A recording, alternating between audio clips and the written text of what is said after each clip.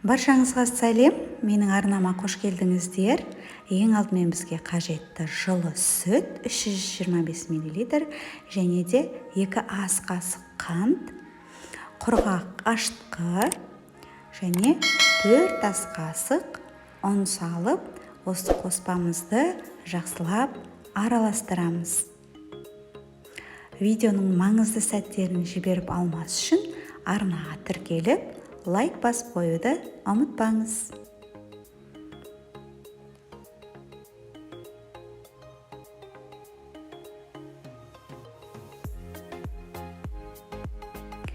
Жақсылап араластырып алдық. Енді бетін пищевой пленкамен жауып, 10 минутқа қойып қоямыз.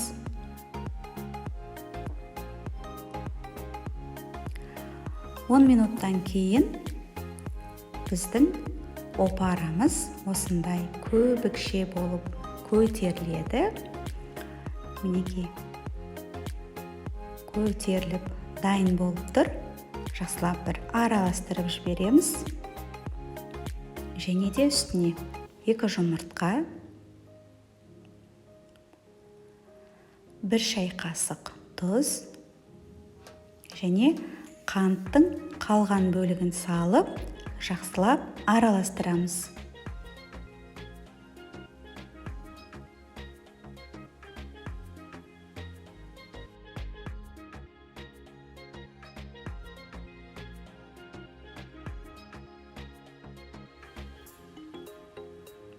Араластырып алдық. Енді ұнымыздың қалған бөлігін барлығын толықтай саламыз.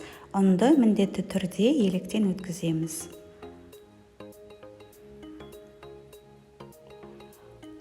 Қолымызбен жақсылап қамыр дайындаймыз.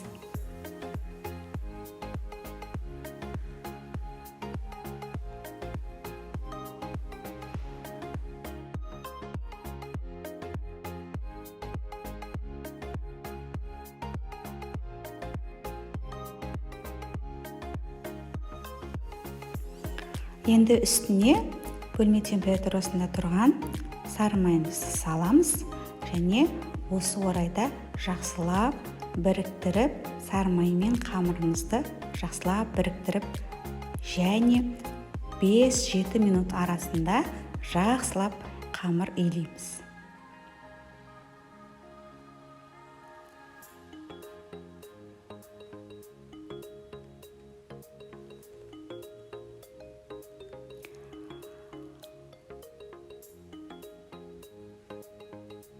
Мінекей, қамырымызды илеп, дайындап алдық.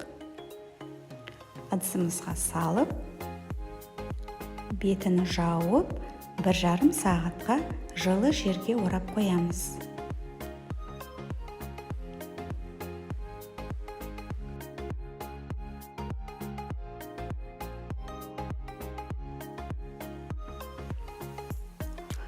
Мінекей, біздің қамырымыз осындай әдемі, аппақ бұлт секілді биік болып көтерілді. Жан-жағына жинастырып аламыз. Және де қамырымызды теңдей 2-ге бөліп аламыз.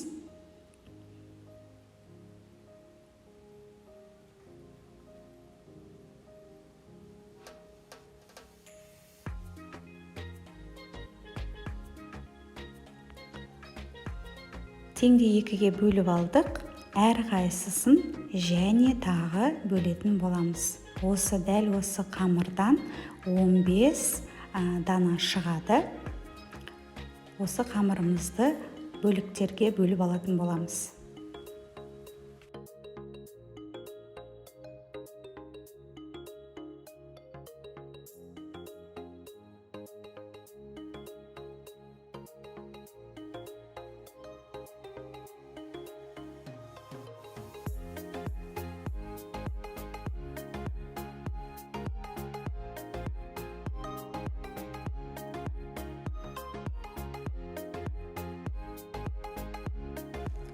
Әр қайсысын осылай қолымызбен дөңгелек пішінге келтіріп, барлығын осылай жасап шығамыз.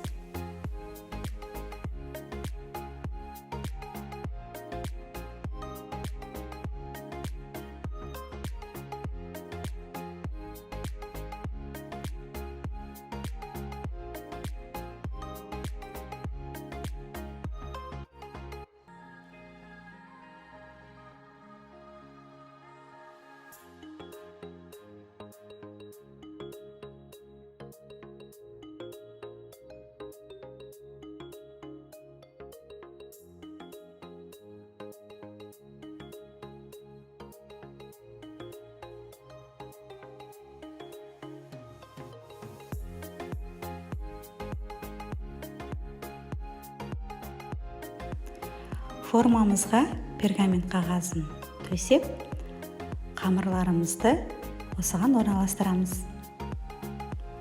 Дәл осы видеодағыдай орналастыратын боламыз.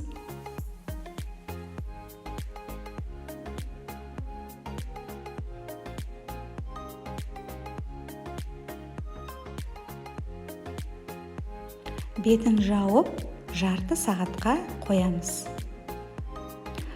Жарты сағат өткеннен кейін міне осындай әдемі болып көтеріліп шықты. Енді бетіне жұмыртқаның тек сары уызын ғана жағып шығамыз.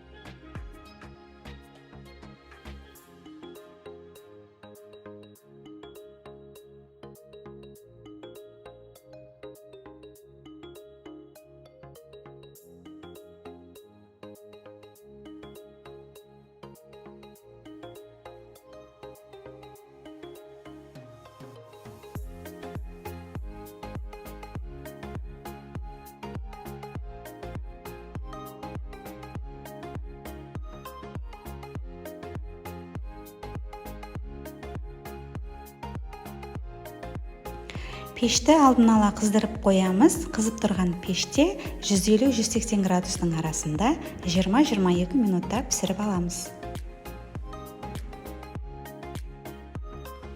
Мінекей достар, біздің сап-сары, үлпілдек, әдемі булочкаларымыз дайын болып пісті. Өте жұмсақ болып шығады, өте дәмді болып шығады. Сіздерде дәл осылай, дәл осы рецептпен жасап дайындап көрсеңіздер болады. Видео сіздерге ұнайды деген ойдамын. Шын мәнісінде дәл осылай жасап дайындап көріңіздер. Барлығына ұнайтынына сенімдімін. Және де менің арнамнан пайдалы, оңай рецепттерді көргілеріңіз келсе, арнама тіркеліп, лайк басып қоюды ұмытпаңыз.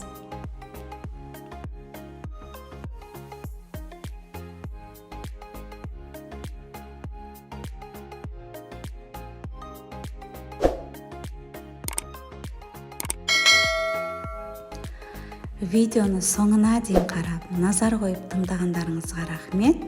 Баршаңызға ас болсын.